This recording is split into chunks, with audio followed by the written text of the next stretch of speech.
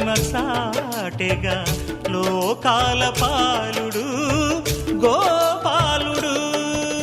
తీయని మత్తున ముంచిన మురళీలోలుడు, మాయని దూరము చేసిన గీతాచార్యుడు. కనుకనే అతని కథ తరములు నిలిచె కదా, తలచిన వారియగా తరగని మధుర సుధా.